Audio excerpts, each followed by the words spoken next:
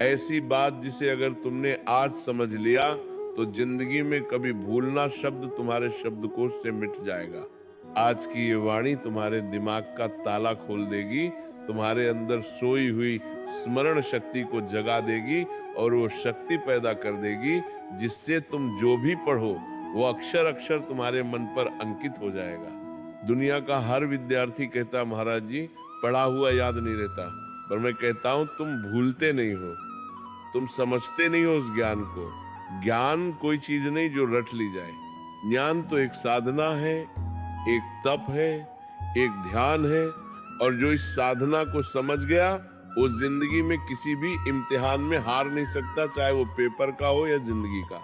आज का ये प्रवचन तुम्हारी किताबों का नहीं है, ये तुम्हारे अंदर के विद्यार्थी का पुनर्जन्म है।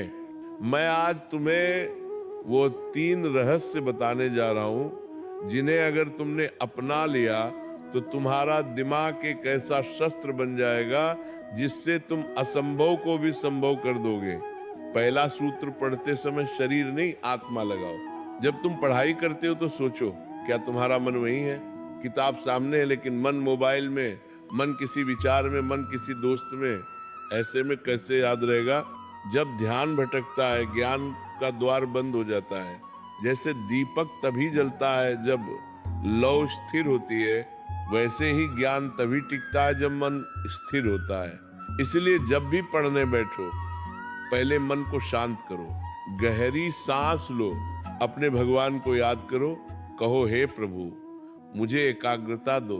अब किताब खोलो, हर शब्द को ऐसे पढ़ो जैसे वह शब्द नहीं ईश्वर का आशीर्वाद हो। वही चीज जो पहले 10 बार पढ़ने पर याद नहीं होती थी अब एक बार में मन में बस जाएगी, क्योंकि जब मन जुड़ता है तभी स्मरण शक्ति जागती है। दूसरा सूत्र रटो मत, समझो।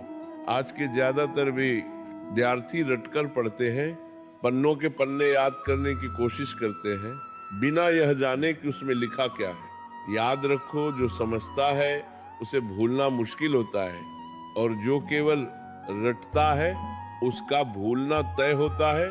समझकर पढ़ने वाला विद्यार्थी सिर्फ किताब का ज्ञान नहीं जीवन का ज्ञान प्राप्त करता है। मान लो तुम्हें कोई टॉपिक पढ़ना है तो उसे चित्र बनाकर समझो, वह कैसे सूरज की ऊर्जा से गर्म होता है, कैसे बादल बनते हैं, कैसे बारिश होती है।